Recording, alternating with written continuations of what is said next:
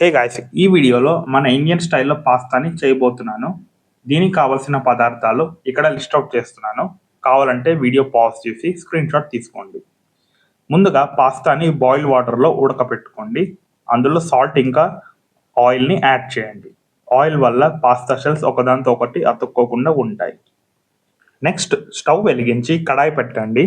కాస్త వేడి అయ్యాక అందులో కొద్దిగా నూనె, జీలకర్ర ఇంకా ఉల్లిపాయలు వేసి లో ఫ్లేమ్లో 1 minute వేగించాలి.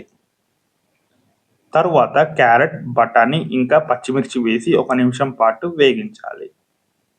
ఇప్పుడు రుచికి సరిపడా ఉప్పును వేసి కలిపి నిమిషం పాటు లో ఫ్లేమ్లో ఉంచి మూతను పెట్టండి. 1 నిమిషం తర్వాత అర స్పూన్ జింజర్ గార్లిక్ పేస్ట్ వేసి వేగించండి. ఇప్పుడు తరిగిన టమాటోలు వేసి మిక్స్ చేసిన తర్వాత కొంచెం సాల్ట్ వేసి 1 నిమిషం మగ్గపెట్టండి. ఇప్పుడు మన మెయిన్ ఇంగ్రీడియంట్ ఉడికించిన పాస్తా షెల్స్ను వేసి బాగా మిక్స్ చేయండి. తర్వాత పాస్తా మసాలాను వేసి ఇలా కలుపుతున్నప్పుడే హాఫ్ గ్లాస్ వాటర్ని యాడ్ చేయండి. ఆ తర్వాత రుచికి సరిపడా కారంను వేసి కలపండి.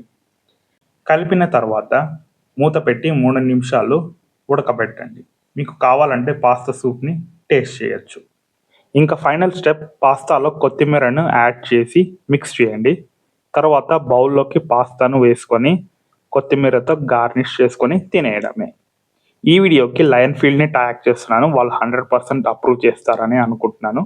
మీకు కనుక ఈ వీడియో నచ్చినట్టయితే లైక్ చేయండి. అలాగే మన ఛానల్కి సబ్స్క్రైబ్ చేయండి.